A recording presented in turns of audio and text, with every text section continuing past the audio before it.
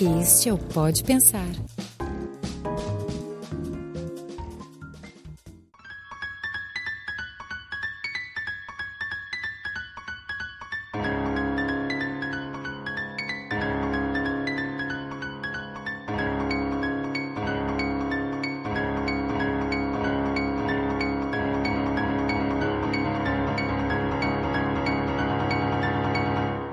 Olá, pensadores e pensadoras de toda parte, sejam bem-vindos ao Portal Pensar, aqui é Guilherme de Barros.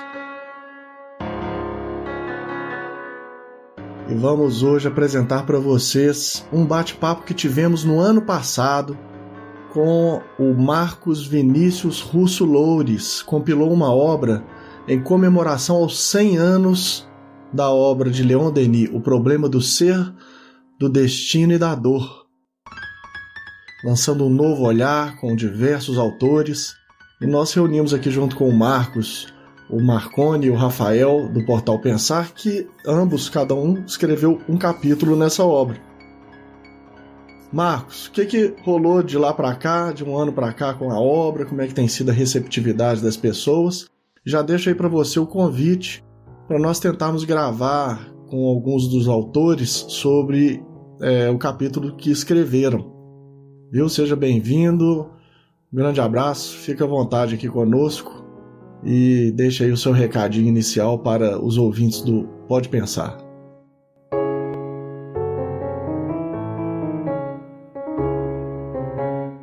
Pensadores e pensadoras do Portal Pensar, é um prazer estar aqui com vocês, foi um prazer ter gravado esse podcast.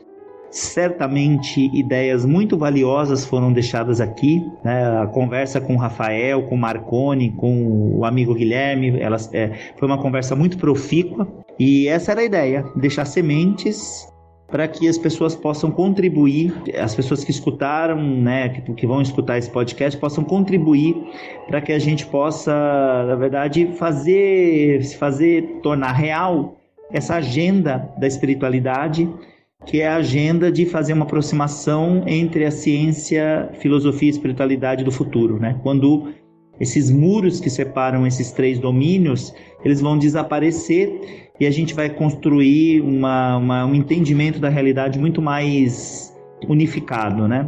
Falando um pouquinho sobre a obra, tá? Essa obra foi publicada ano passado, em 2018, Um Novo Olhar sobre o Problema do Ser, do Destino e da Dor.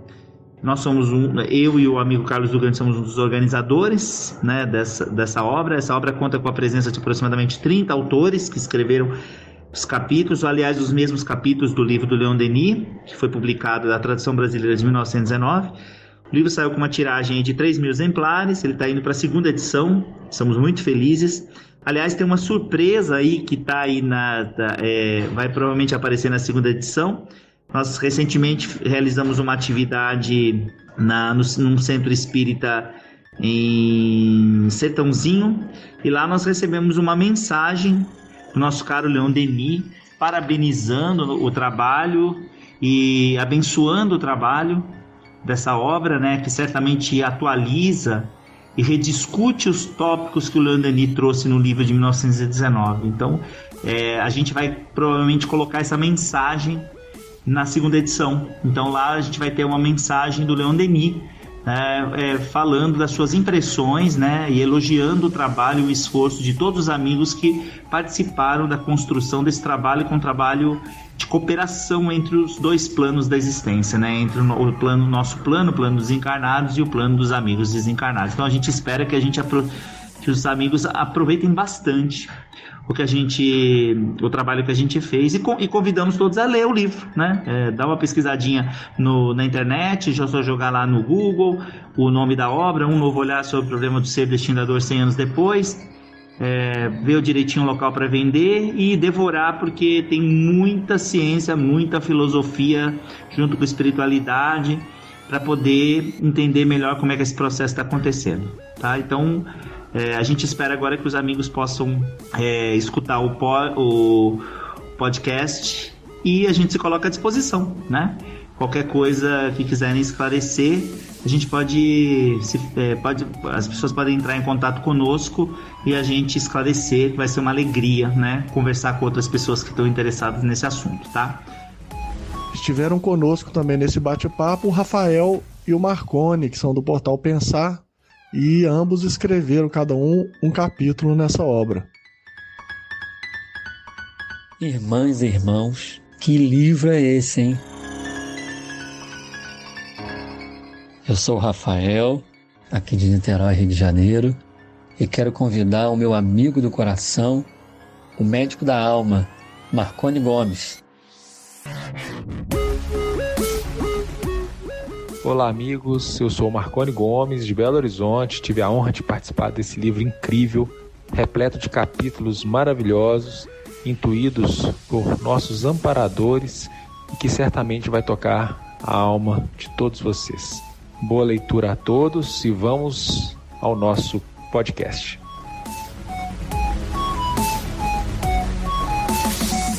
Maravilha, vamos então para os e-mails e recados e a gente volta daqui a pouquinho, pessoal.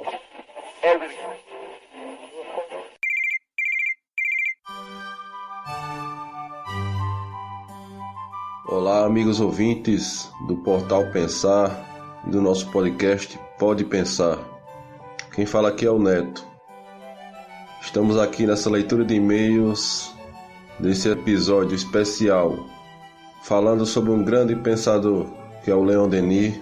E aproveitando, quero mandar um alô aqui para os nossos ouvintes, em especial para a nossa ouvinte Renata Costa, lá de Uberaba, Minas Gerais.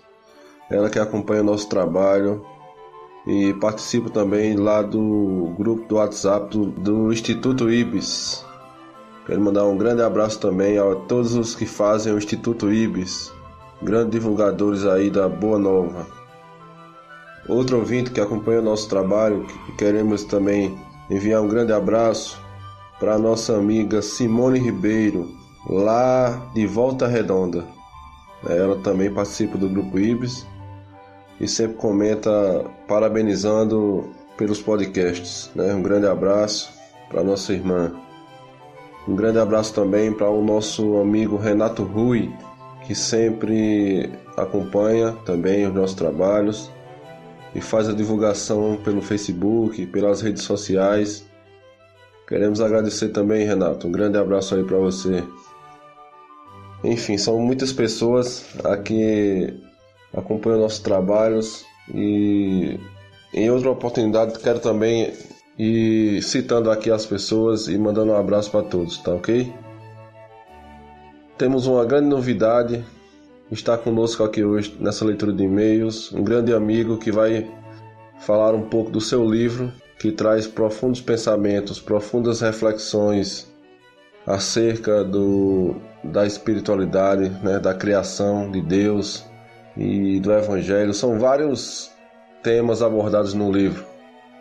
Queremos convidar aqui para falar um pouco sobre o livro o Edno Lopes. Fala aí, Edno. Tem alguma surpresa para a gente? Olá, meu caro Neto e demais pessoas a quem essa mensagem alcance. Saudações de paz. Bem, o livro Metassíntese Cosmogônica, falando um pouquinho sobre ele, trata-se de uma obra filosófica que propõe um desenvolvimento da teoria do sistema e antissistema legada por Pietro Baudian. E essa obra, Metassíntese Cosmogônica, está dividida em 3 partes. A primeira apresenta uma análise acerca de alguns pontos da doutrina espírita que ficam incoerentes sem a teoria complementar da involução, pois devemos nos fazer a seguinte pergunta: dentre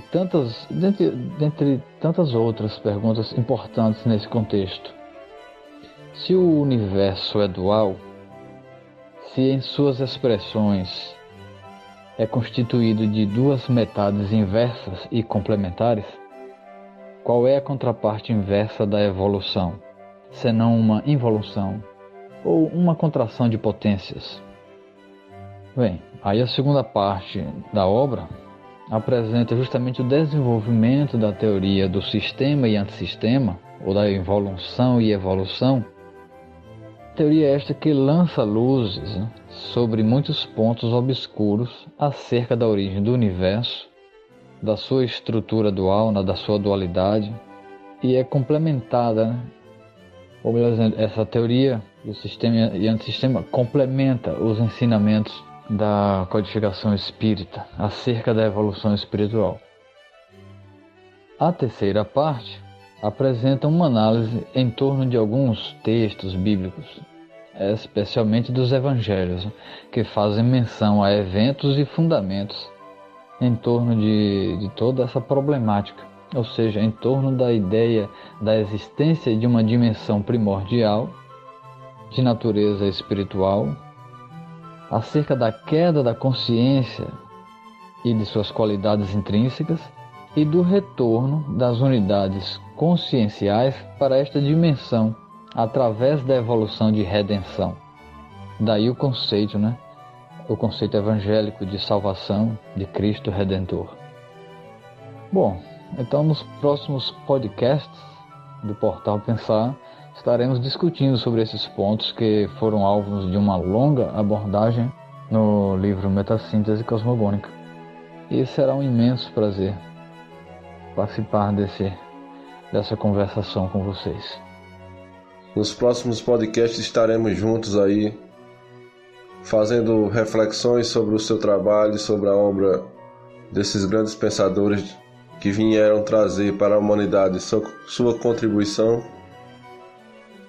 O Edno é nosso amigo e eu acho que muitas pessoas, muitos dos nossos ouvintes já conhecem, né, o Edno Lopes, já ouviram falar do seu livro. Então, pessoal, se vocês puderem adquirir o livro e já irem lendo aí para adiantar um pouco, a gente vai estar abordando esse livro aí nos próximos podcasts e será um grande prazer estar gravando aqui com o Edno Lopes.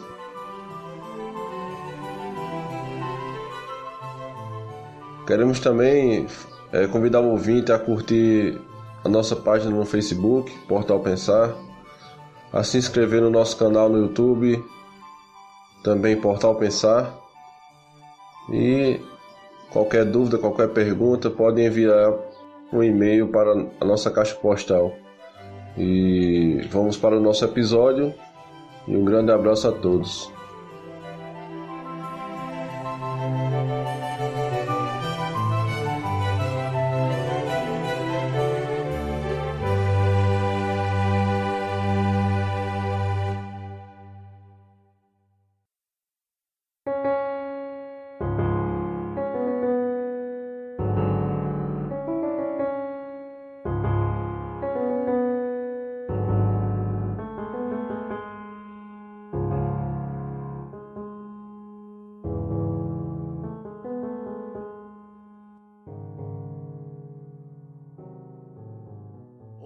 Ô Marcos, conta pra gente um pouquinho da história de como que surgiu aí o interesse por essa obra especificamente. Então, por volta de 2012, eu frequentava uma casa espírita aqui na região do ABC, né, em Diadema, mais precisamente, chamada Núcleo de Estudos Espíritas Amor e Esperança. E nós fazíamos estudos doutrinários durante a semana, né? E como funcionava na casa? Alguns dias da semana, 3 pessoas faziam estudos de obras de referência da doutrina espírita. Então, toda noite tinham 3 estudiosos, né? Então, era meia hora para cada um. Então, num dos dias da semana, eu era o responsável, né? A dirigente da casa fez a distribuição das obras e eu fiquei responsável por ler o Problema do Ser, do Destino e da Dor, do Leon Denis, que eu não conhecia. Nunca tinha lido nada do Leon Denis. Ela passou para mim e falou assim: você, a partir da semana que vem a gente vai fazer o estudo dessa obra, você vai ficar responsável por ela.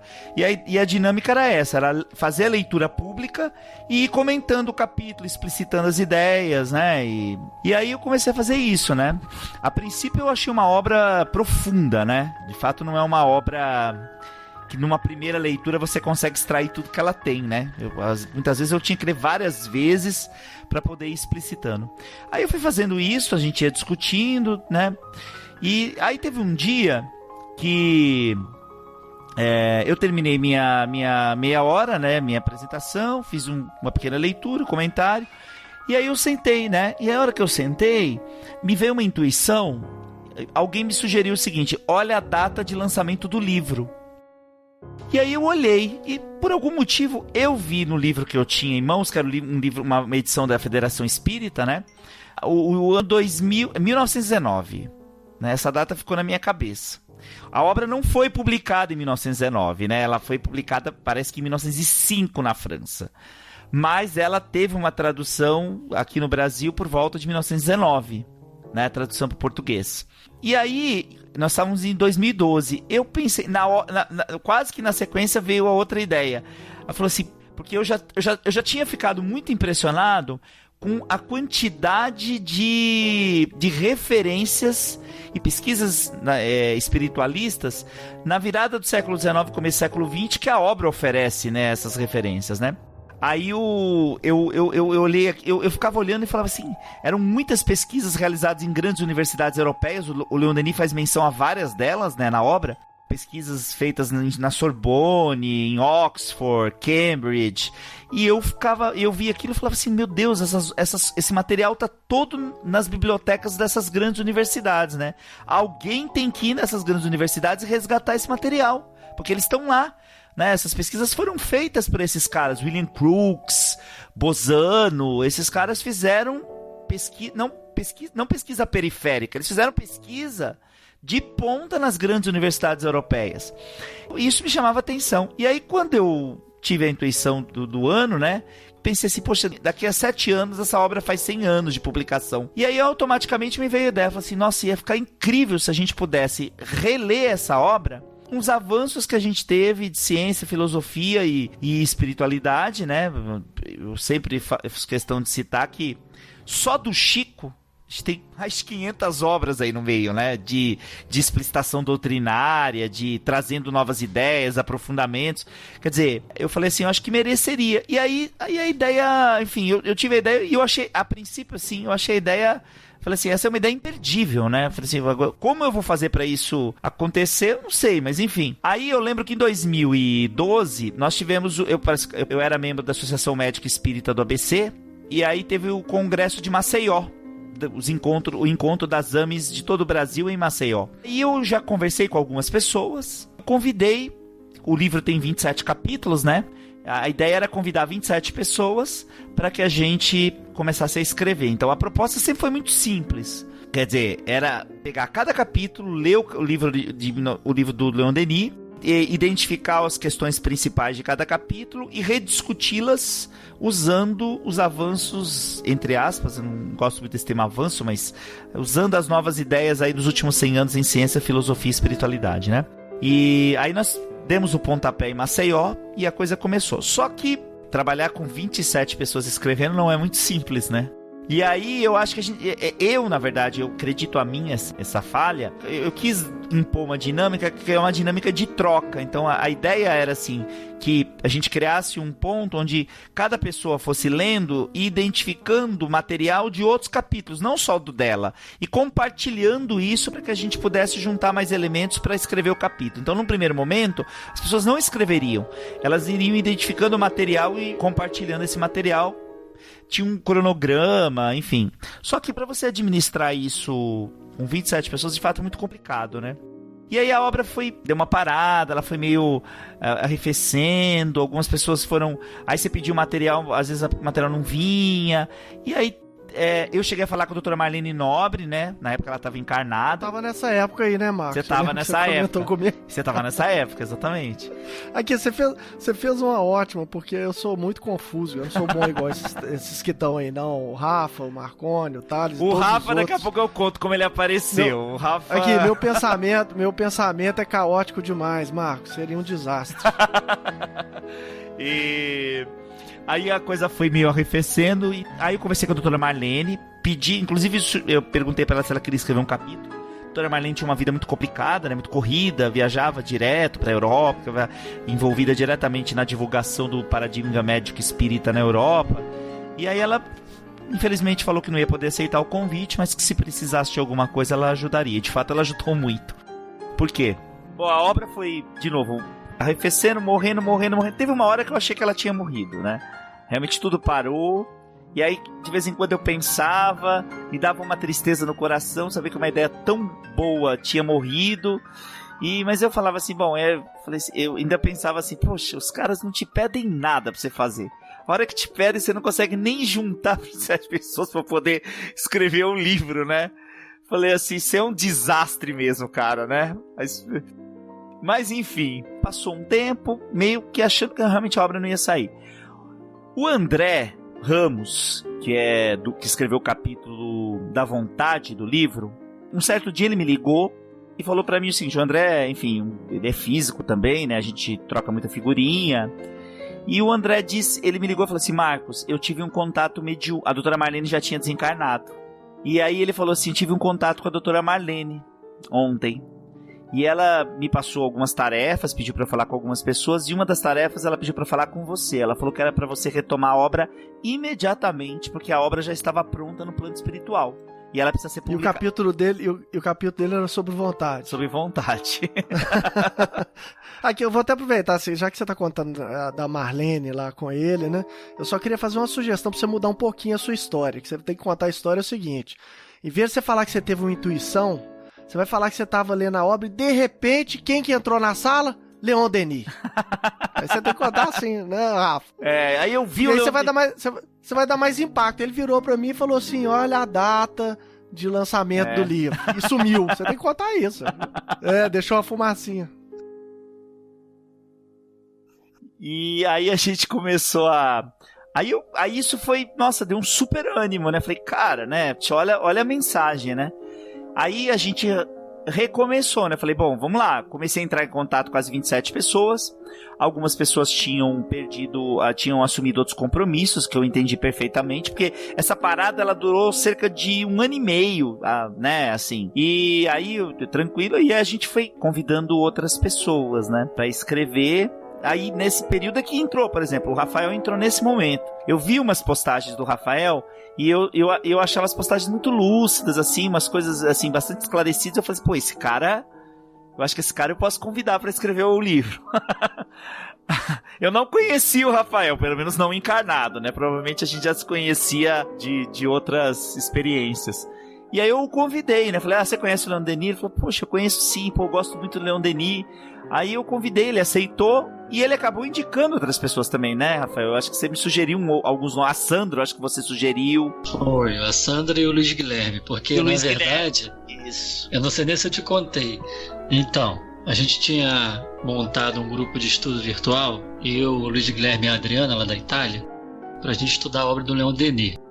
Aí a gente começou a correr atrás das biografias, assim, né? Aí eu comprei uma biografia do Gaston Luce, comprei toda a obra do Leon Denis, eu já tinha algumas, mas comprei ela toda nova.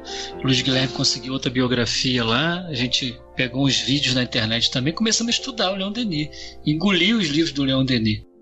Aí, assim, uns 6 meses depois, você liga pra mim, né, fazendo convite para participar disso aí, né? E a gente até tinha uma ideia de gravar uma série de podcasts sobre isso no Portal Pensar, sobre o Leon Denis.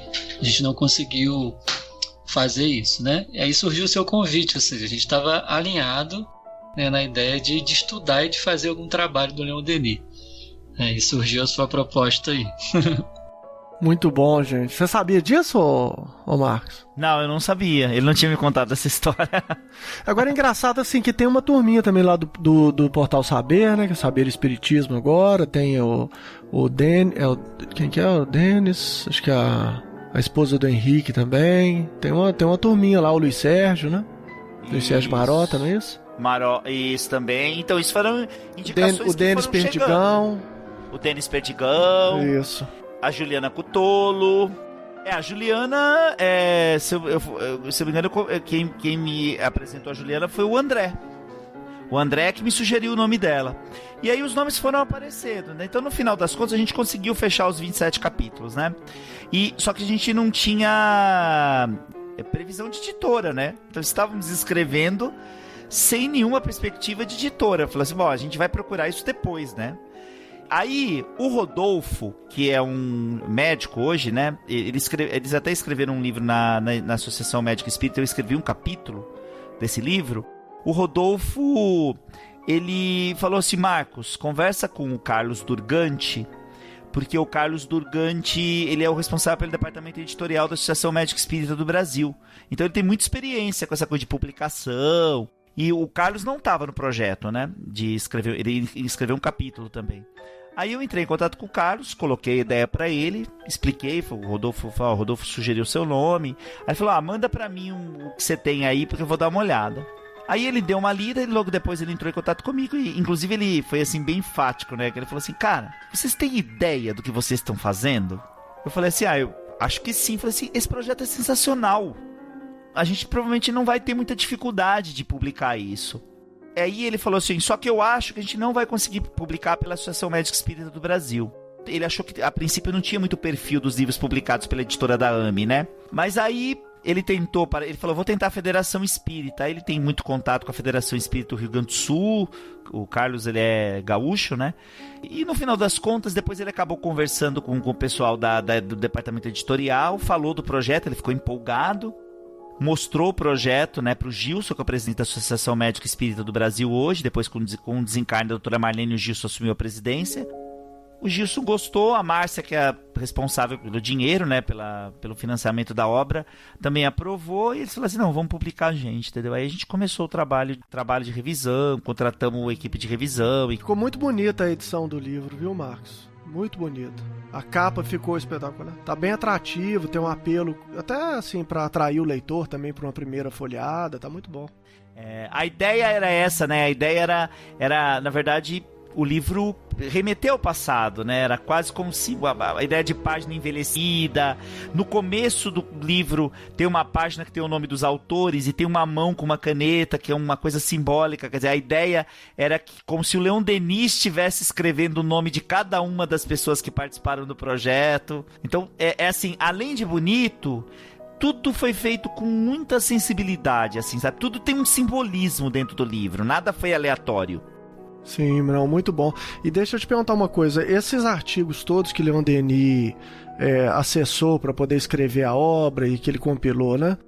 Você chegou a comentar sobre isso com os autores dos capítulos? Você sabe se alguns deles foram resgatados durante o processo de escrita ou não? Eu acho que não. Na verdade, isso não foi uma diretriz inicial da obra, né?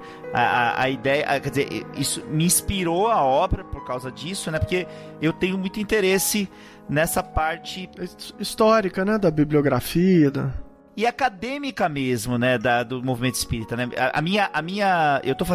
Eu faço doutoramento agora, né, aqui na USP em São Paulo, e o meu doutorado tá sendo um pouco nessa relação entre o místico e o científico, né? E porque no fundo eu acho que não tem essa distinção, né? Eu sou meio feyerabindiano nessa distinção entre ciência e não ciência. Eu acho que essa distinção ela não existe. Ô Marcos, tem um capítulo que abordou isso. Agora não tô lembrando qual, mas alguém abordou de uma forma bem bacana, mostrando que essa divisão é meio fantasiosa. Ela tomou um senso moral assim, mas que na verdade em essência não ocorreu tanto como se diz, né?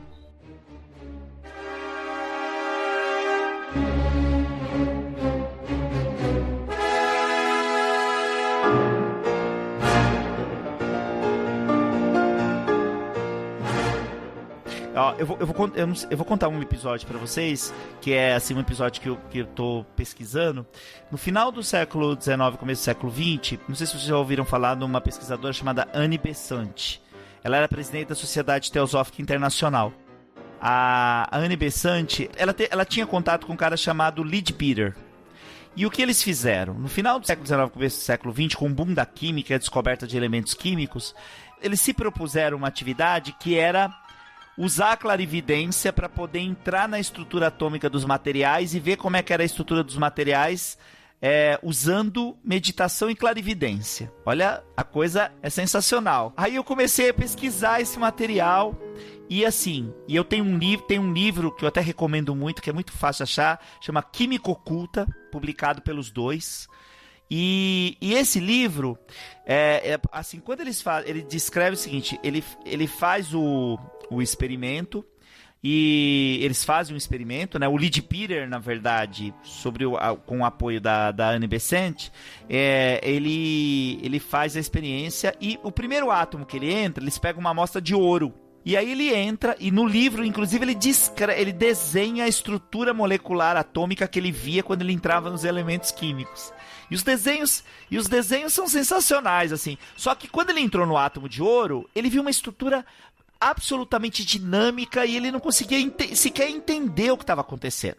Aí, a Anne Besant sugeriu para ele o seguinte: vamos fazer o seguinte, se o problema talvez o problema de você não estar conseguindo ver tudo o que está acontecendo é porque o número atômico do ouro é muito alto. E se a gente começasse pelo hidrogênio, que é o elemento mais simples? E aí ele diz que quando ele entra, ele descreve isso, ele viu um mundo muito mais calmo.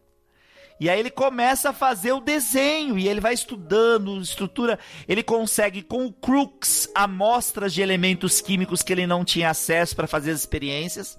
Olha que coisa incrível. No livro ele faz todos esses desenhos, e ele vai descobrindo coisas incríveis. Por exemplo, ele percebe que átomos de mesmo elemento podiam ter estruturas diferentes. Ele pegava amostras diferentes do mesmo elemento químico, e elas às vezes não tinham a mesma estrutura. E aí o que acontece?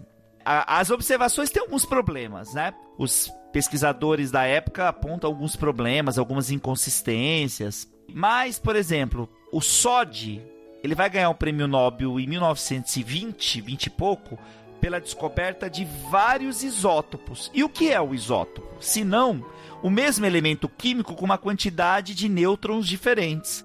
E aí o que acontece? Acontece que as observações do Leadbeater e da Besant, mostrando que elementos químicos iguais podiam ter estruturas diferentes, são feitas antes do Soddy descobrir os isótopos. E, inclusive, o Soddy leu o trabalho da Anne Besant e do Leadbeater. Só que quando o Soddy é premiado laureado com o Prêmio Nobel de Química, ele apaga o nome dos dois da história. Caramba, olha só, cara.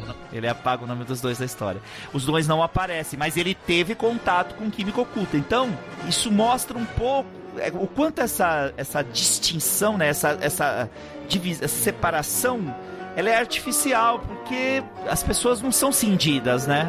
Enfim.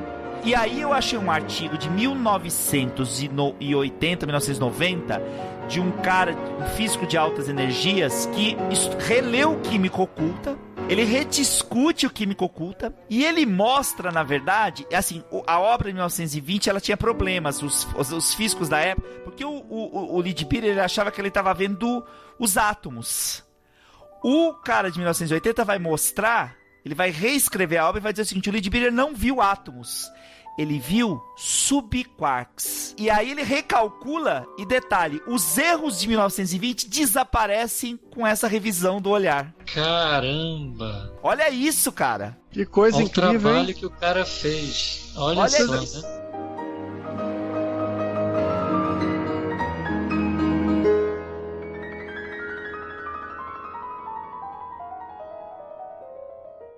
Vocês colocaram isso em algum artigo, Marcos? Não, nada ainda. Eu tenho um artigo que saiu na Química Nova sobre esse episódio. Depois eu posso disponibilizar para vocês lerem. E basicamente essa história que eu tô contando, né? Tô sentindo aqui que nós estamos gravando um Pode Saber, né, Marconi? Você ouviu os Pode Saber já, ô Marcos? Eu ouvi, na verdade eu não ouvi assim inteiro, mas eu ouvi alguns, assim. A gente falava muito lá, a praia do nosso amigo lá, nosso cientista, né, Marconi? O Dauro. O Dauro.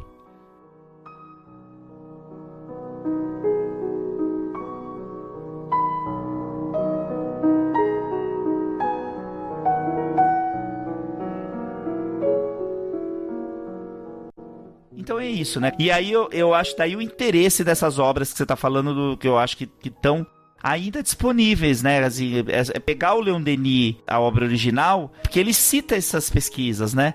E buscar nessas universidades europeias e talvez trazer essas pesquisas à tona de uma contribuição importante, assim, né? Um trabalho que as pessoas com que a gente convive, elas têm condição de trazer à tona, né? Essas pesquisas.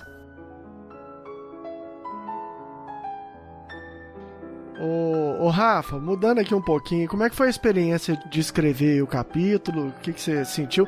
Eu vi que você trouxe um pouquinho do Ubaldi no capítulo que você abordou, né? Que é um pesquisador que a gente tá sempre levantando aqui. Na verdade, ele vai ser, talvez, com muito destaque no Portal Pensar durante muito tempo, né, Rafa? Porque a gente tá ainda engateando na pesquisa da obra dele. Mas foi uma alegria ver que você, o Thales, citaram alguns trechos. O Marconi tem algumas ideias também, até no capítulo dele que a gente discutiu também, né, Marconi? Pode abrir aí, Marconi, seu áudio. O Marconi tá no meio do barulho lá. Mas aqui não tem problema não, pode falar. Então, aqui... Já apareceu a Belinha aí, ó, falando, opa! Se abrir aqui, a Belinha fala, os Beatles aparecem, reaparecem. Então vira aquela confusão danada. Eu atrapalho a gravação de vocês. Mas eu tô impressionado com essa história aí do Marcos Louros aí, bem interessante isso, né? Eu acho que mostra que tem muita coisa que a gente precisa aprender, né? E fica numa ciência oculta. Como é que chama o livro, Marcos? Química Oculta. Química Oculta, e é um livro disponível assim? Se você pesquisar no Google Química Oculta PDF ou Occult Chemistry também, porque você acha o livro em inglês, Occult Chemistry PDF, você vai achar o livro inteiro para ler. Caramba, então, e aí a gente vê o tanto que a gente precisa evoluir, né, na ciência não formal, porque parece que a ciência formal parece que é um mecanismo para travar o desenvolvimento do ser humano, né? Porque quanto mais formalismo a gente tem, menos despotencializado parece que a gente fica, né?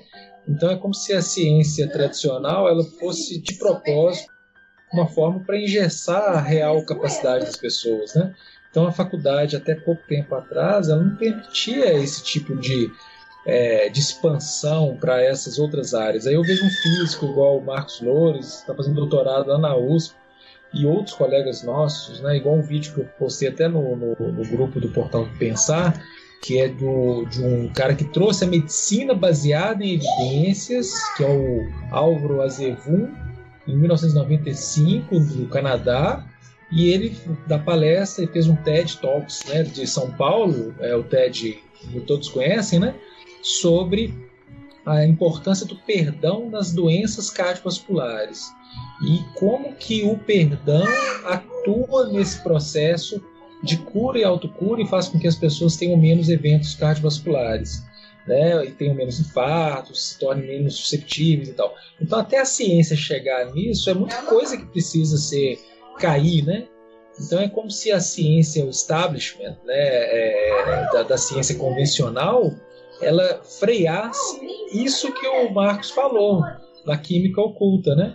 É como se a gente não pudesse acessar, adentrar uma ciência mais diáfana, mas nem por isso menos importante, mas uma ciência mais delicada, que envolva meditação, que envolva concentração, que envolva espiritualidade, que envolva autoconhecimento, porque isso torna o ser humano tão independente, tão autossuficiente no sentido de não ser manipulado, que o status quo da universidade, né, pelo menos de onde eu estudei, isso aí era terrível, não se falava sobre isso, e existe um preconceito muito grande a respeito disso. Então é uma maneira de continuar manipulando as mentes, né? Então quando eu vejo uma pessoa que está fazendo doutorado na USP falando sobre isso, ou Álvaro Azevedo, que é um dos coordenadores do Núcleo de Ciência de Medicina e Espiritualidade da Sociedade Brasileira de Cardiologia, abrir para isso é como se a gente estivesse no limiar de uma grande transformação. E esse limiar da grande transformação ele é freado por forças ocultas, mas não do bem, né? Por uma química oculta do mal, vamos dizer assim, né? Que é para tentar frear essa despotencialização do ser humano como um ser meio divinal, né? Meio divino, meio capaz de exteriorizar suas capacidades mais divinas mesmo, né? Então essa cocriação, a questão de materializar algo que está potencialmente, né? Igual o pensamento criando matéria, o pensamento criando realidade. Por que isso é tão afastado da possibilidade real do mundo atual, onde tudo é pelo enter, pela internet e tudo, e você não consegue ir por esse caminho mais evoluído? É porque isso nos foi roubado. Ô Marconi, isso aí que você tá falando é tão bacana que me fez pensar que você usou a palavra limiar. E em 1918, 1919, nós estávamos no limiar entre matéria e energia, né, Marcos? Ou seja, a ciência estava descobrindo as conexões, amadurecendo essas conexões para mostrar, né, a ligação entre matéria e energia, a ligação íntima entre matéria e energia.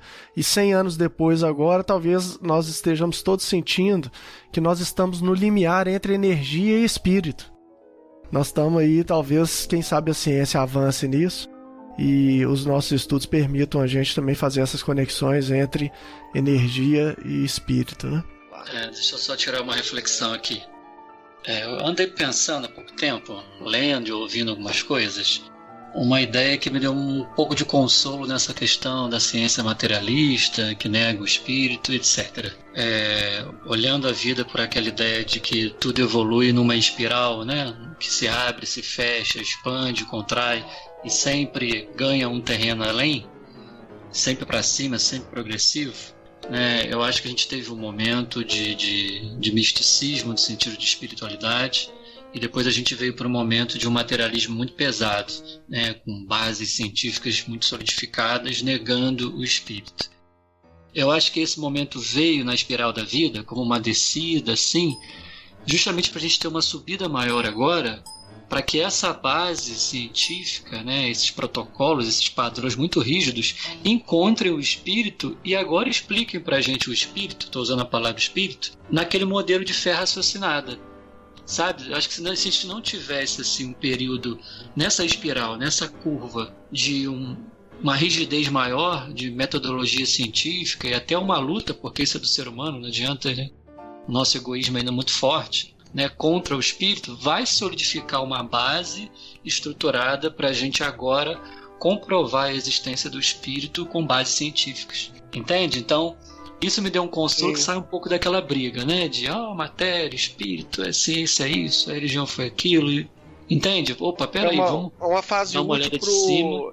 É como se fosse assim, uns 2 passos para trás para poder tomar impulso, né? Isso salto. Aí. É claro que a gente exagerou. Eu tenho noção de que a gente exagerou nisso, né? Como sempre, a gente exagera um pouco. Não era para ser tão assim. Mas eu acho que teve a sua razão de ser.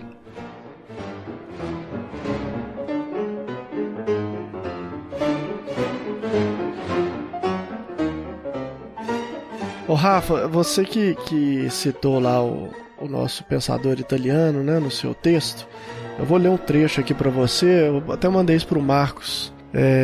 Tá no capítulo 9, Evolução e Finalidade da Alma, né, do Problema do Ser. E fala aqui o seguinte, desde a hora em que caiu na matéria, qual foi o caminho que seguiu para remontar até o ponto atual da sua carreira? Precisou de passar vias escuras, revestir formas, animar organismos, que deixava ao sair de cada existência, como se faz com um vestuário inútil. Todos estes corpos de carne pereceram, o sopro dos destinos dispersou-lhes as cinzas. Mas a alma persiste e permanece na sua perpetuidade, prossegue sua marcha ascendente, percorre as inumeráveis estações da sua viagem e dirige-se para um fim grande e apetecível, um fim que é a perfeição. Você sabia desse trecho aqui que o Leon Denis fala? Desde a hora em que caiu na matéria. É bem interessante aí que o Leon Denis, né, Rafa, ele é um pensador que se aproxima muito desse pensamento monista, né? Inclusive ele cita o monismo, né? Ele fala de monismo no Grande Enigma, de maneira muito clara, muito expressiva, assim, no início do livro. Ô Rafa, fala um pouquinho do capítulo que você escreveu.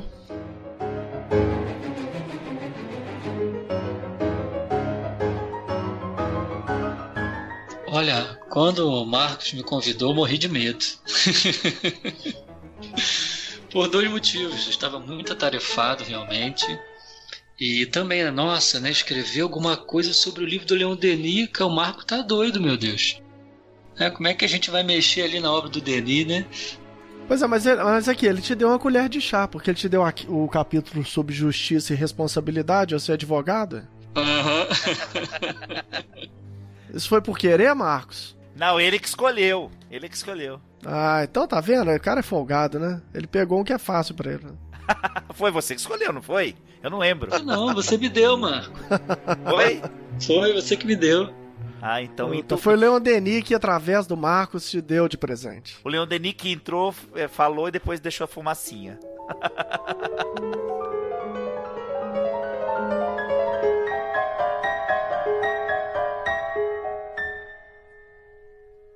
Mas olha, eu tava sem tempo realmente, fiquei até preocupado em não cumprir com os prazos, mas de repente eu escrevi o capítulo em uma noite praticamente.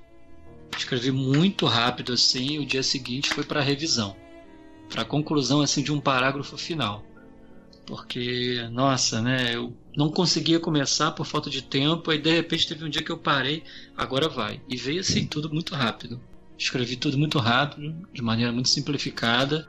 Eu fiquei receoso de escrever muito, e acho que o meu capítulo chega a ser um dos menores do livro, porque não tinha muita ideia, né? Até que o Marcos falou pra gente, né? Fica à vontade, não se preocupe com o tamanho, né? Mas eu fiquei meio receoso, porque era muita gente, sem se preocupar com o tamanho. E lá no grupo, a gente conversando lá pelo Zap, tinha uma galera falando, já tô em 20 folhas. Era até o Marco Antônio aqui do Rio. Nossa, o Marco do Rio escreveu uma tese de pós-doutorado sobre a consciência. Aliás, esse capítulo, não sei se vocês leram ainda, leiam, porque ele é um capítulo duro de física, né? Mas duro no sentido hard, né? Mas ele traz uma contribuição enorme, né? Para essa ideia de realmente fazer um esforço de conferir racionalidade aos fenômenos espírita, sabe? De entender como é que os mecanismos acontecem. Mas eu queria falar da metáfora que o Rafa usou, que eu achei muito poética, né? Já que ele falou que Leon Denis era um poeta, né? Eu achei linda. Que ele abre aqui o texto dele, né? Com aquele ditado árabe, quem planta tâmaras não colhe tâmaras. E depois, num parágrafo, numa frase brilhante, o Rafa fala o seguinte, né? Portanto, surge-nos o desafio, o que dizer que Denis ainda não tenha dito? E aí ele fala brilhantemente, viu, Rafa? Ó, Rafa fala o seguinte, mas a tarefa é simples, basta colher as tâmaras, que 100 anos após nasceram, plantadas por Leon Denis, confirmando diante de novas provas as ideias por ele semeadas ante a sua capacidade de antecipação no tempo. Bonito demais, Rafa, fiquei emocionado quando eu li, viu? Ficou sensacional, assim, você teve uma visão realmente inspirada, viu? Porque a gente realmente, como aquele físico que o Dauro sempre citava, né? Nós caminhamos nos ombros de gigantes, né? É sempre erguendo o trabalho em cima do esforço que foi feito antes de nós. Porque a capacidade de fundamentação do Leon Denis é muito extensa, é muito impressionante. Ele não deixa espaço assim, para a gente ficar na dúvida, né? Ele traz muita prova, né? E eu que sou da área do direito, né? Todas as petições, as sentenças, né? Tem que ser muito bem fundamentados, né? Em jurisprudência, etc. E ele, o texto dele, ele coloca muita coisa de uma maneira que não fica densa, sabe? Não fica pesada. É muito diferente, muitas vezes, de um periódico, de um artigo acadêmico que a gente pega para ler. Então, assim, nossa, a gente fica com medo, né? O que eu vou falar, né? Que Leon Denis não disse, né? Aí, vamos lá, colher as tâmaras, né? 100 anos depois. Isso é engraçado, foi assim, porque a diretriz, né, pros autores escreverem, ela foi muito simples, né? A ideia de pega o capítulo, identifica os pontos principais e aí retoma as ideias da física, da filosofia, da espiritualidade dos últimos 100 anos, né? Porque assim, só quando você tá no trabalho de compilar, né, de organizar, de mandar pra revisão, essas coisas, a gente não tem muito tempo de ler, né? É tudo muito corrido e depois é que eu li realmente a obra com mais calma, não sei o que, né? E eu fiquei assim realmente assombrado com o grau de unidade da obra, né? Quer dizer, os capítulos estão muito entranhados, assim, muito, muito ligados um ao outro, né? E isso não foi uma coisa nova, não foi uma coisa da equipe que coordenou o trabalho. Eu acho que isso é uma coisa que certamente aconteceu, sei lá, nos nossos deslogamentos da matéria, durante o sono físico, em conversas com a equipe, sob orientação do Baldi, do Leon Denis, enfim, da equipe desses pensadores, porque é muita proximidade para contatos muito fortuitos. Esse é um destaque que eu daria para a obra também, essa intertextualidade entre os textos, né, entre as ideias dos autores. É impressionante, tem um artigo que está falando de um trecho ali do André Luiz, e o outro capítulo ele vem falando da sequência daquele texto, né, do pensamento e vida aconteceu isso, o Tales fez um cruzamento interessante. Eu vi isso. Né? Isso aconteceu. Então, tá tendo assim, como se fosse um estudo metódico das obras de André Luiz, por exemplo, né, de vários aspectos da obra de André Luiz. Né? Então, assim, a gente poderia ter repetido vários, isso não aconteceu. Tá tendo assim uma mescla realmente. Eu observei o mesmo. Muito e uma coisa que eu destaco também, tá tendo uma linguagem acessível a todos. A gente está falando de assuntos às vezes rebuscados, né, prolixos, complexos, e tá tendo uma linguagem muito acessível. Eu gostei disso também no livro. Eu acho também, isso faz muito sentido para mim, assim, e isso não foi casual, né? Não dá para chamar de casual.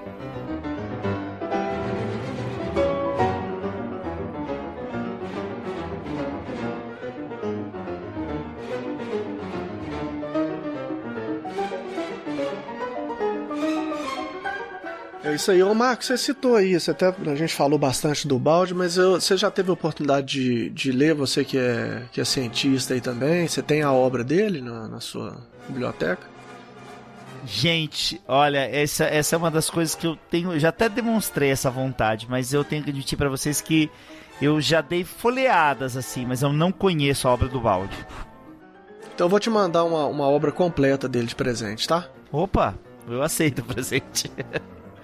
Vou mandar lá, vou falar com o Marquinhos lá do Instituto, porque a gente precisa ter, né, Rafael, cientistas estudando essa obra, uma obra muito vasta, e acho que você vai encontrar bastante coisa aí. Já que você falou desse livro da Química Oculta, depois eu quero trocar umas ideias com você sobre geometria sagrada e algumas ideias aí que estão contidas na parte gráfica das obras de Ubaldi, que tem um físico chamado Nassim Haramein que eu gosto muito, sabe? Ele é um havaiano e ele tem umas ideias bem interessantes aí em respeito de geometria. Maravilha. E se prepara, né? Se prepara, Marquinhos, porque realmente a leitura do Ubaldi, nossa, é uma nova revelação quando a gente encontra. Aquela sensação que a gente teve quando encontrou Kardec. É impressionante, né? Eu creio que você vai gostar muito. Você participou daquele debate que a gente teve lá com o Dauro na época, não foi? Acho que eu vi lá que eu te conheci pelo Facebook. Então, o Dauro é um... Assim, eu ainda não conheço o Dauro pessoalmente, né? Mas tá no projeto, assim, inclusive a gente está sentando agora essa obra, né? Vamos explorá-la, né? A obra do Leon Denis, mas eu conversei com o Dauro e a gente tem um projeto, na verdade, de escrever um livro de física e espiritualidade, mas assim, mais denso, entendeu? E eu falei pro Dauro, Dauro, você, cara, é o coordenador desse projeto, você sabe, né? Ó, que legal.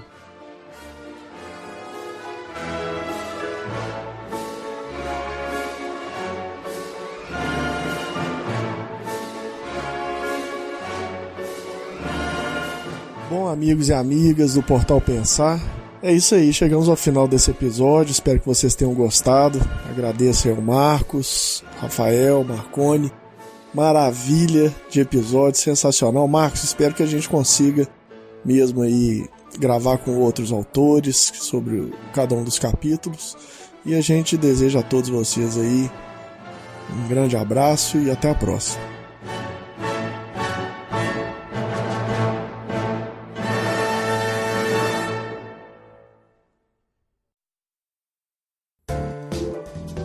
Este é o Pode Pensar.